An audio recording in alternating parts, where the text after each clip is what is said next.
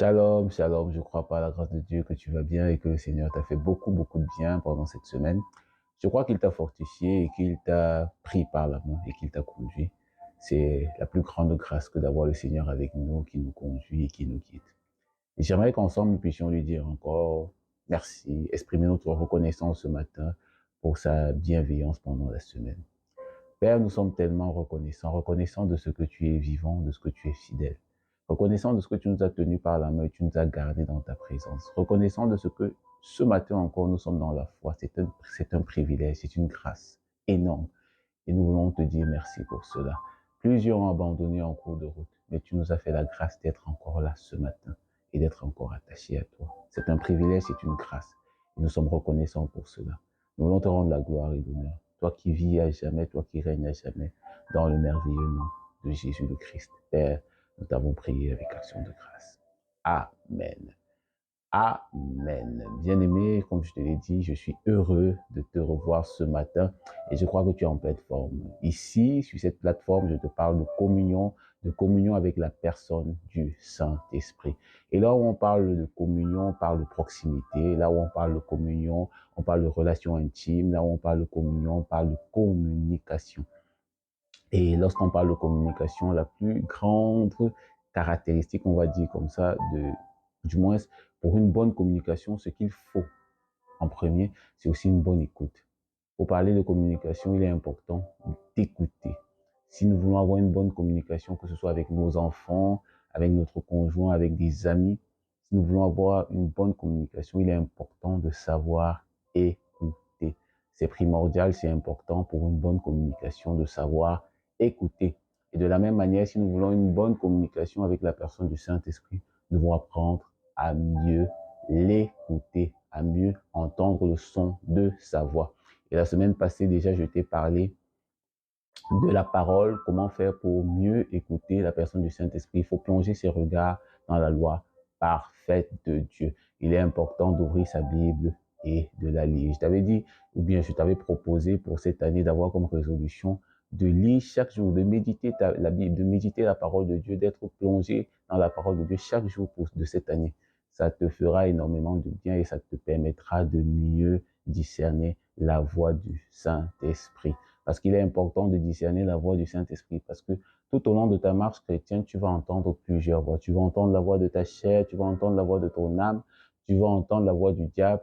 Et tu dois impérativement entendre la voix du Saint-Esprit. Tu dois impérativement entendre la voix du Saint-Esprit. Et la meilleure manière d'écouter le Saint-Esprit, c'est de plonger ses regards dans la loi parfaite de Dieu. C'est de pouvoir entendre, de pouvoir lire les Écritures afin que le Saint-Esprit te parle au travers des Écritures.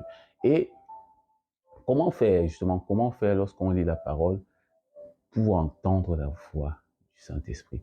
J'aime souvent à dire que tout commence par la disposition du cœur que nous avons.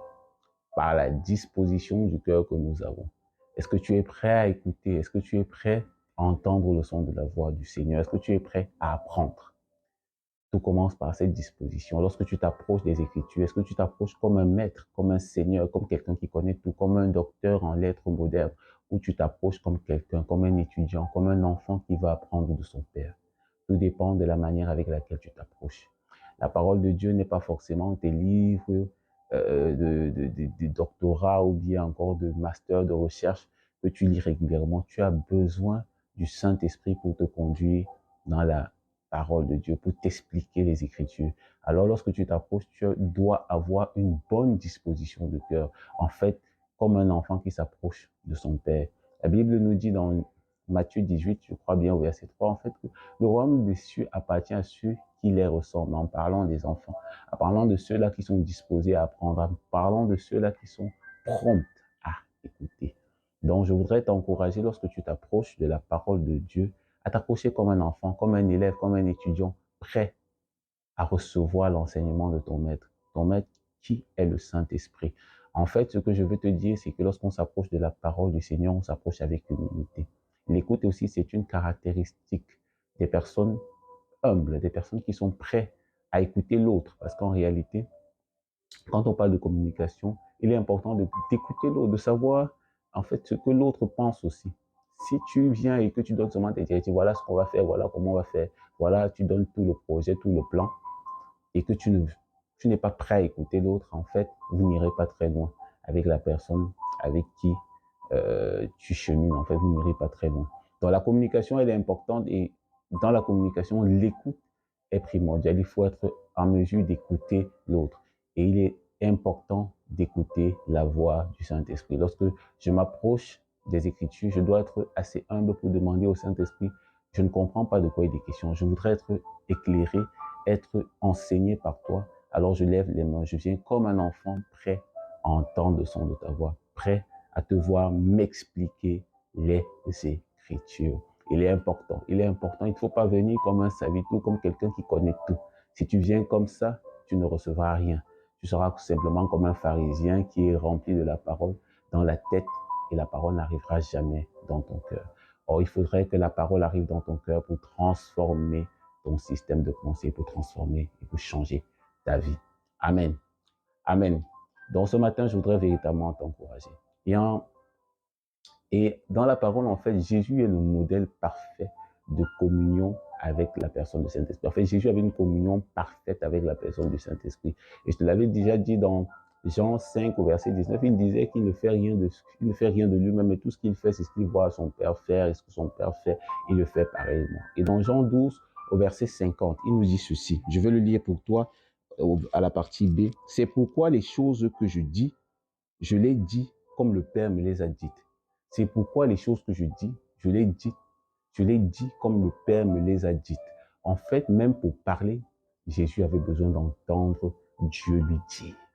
Je l'ai dit comme le Père me les a dites. Il avait besoin d'entendre le Père lui parler. Tu as besoin, j'ai besoin d'entendre le Père me parler. Le Père me parle par le Saint-Esprit au-dedans de moi. Tu as besoin, j'ai besoin d'entendre le Père me parler. C'est primordial d'écouter. Et comme je te l'ai dit, la principale manière, bien la façon première d'entendre la voix de Dieu, c'est d'ouvrir les Écritures, d'ouvrir ta Bible et de laisser le Saint-Esprit te conduire, t'enseigner, te révéler, t'éclairer. Alors ce matin, c'est la petite astuce, le petit conseil, c'est la petite exhortation que j'ai pour toi. Et je prie que tu sers ceci, surtout que tu mets ces petits conseils en pratique. Parce que si tu le fais, tu verras que ton année sera différente. Ta manière de percevoir Dieu sera différente. Ta communion sera différente et tu iras de profondeur en profondeur par la grâce de Dieu et par la puissance de son esprit au nom de Jésus. Sur ce, je te souhaite une excellente semaine. À une prochaine vidéo. Ciao, ciao. Bye, bye.